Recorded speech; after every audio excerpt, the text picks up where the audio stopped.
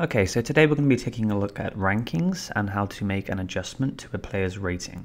So we'll start at our club admin page as usual, and we're going to head over to the performance section and ranking lists. Okay, so first off we're going to create a category. We're just going to do main, as we're only going to add one ranking list today, but you might want to split it out into men's, women, or juniors, masters age groups, etc, etc. Not going to add an image for now, but you could.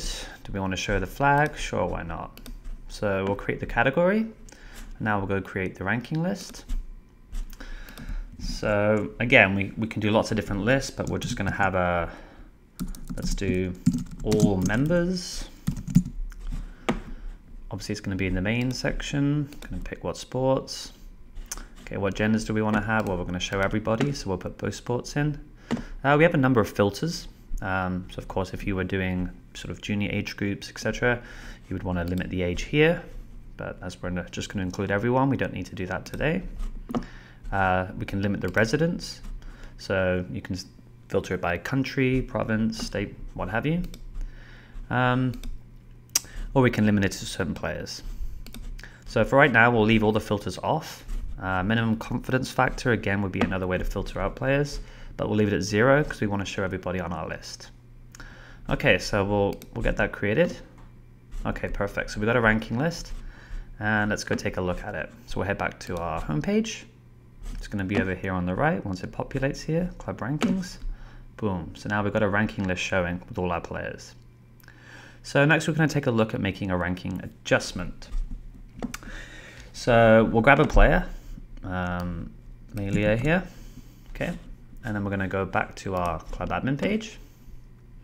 And I'm going to go back to the performance section, but this time to adjust singles ratings. So we'll find the user. There she is. And here we go, current rate of 1372. And here we can make the adjustment and a reason for it. Now the reason why we have an adjustment date is if you've got a player in the system that's already had a bunch of results entered with their current rating and you think that rating's wrong, all those opponents that they'll have played will have been adversely effective or got too many points. So if that's the case, you can backdate the adjustment. So let's say Melia has played a bunch of matches in December, she should have had a much higher rating. So every single result that's gone in, she's taken a whole bunch of points off her opponent when she probably shouldn't have. So we could go back, so let's say the beginning of December, and make the adjustment there. So we'll do that just so we can see how it looks. It doesn't really matter if you do it today's date or back. The system will figure it out either way. So let's change her ranking. Let's say it should have been 1300. Initially too high, let's say. And apply adjustment. Okay, perfect. So let's go back to the squash club and let's see if this is taken. So we'll go back to our home page.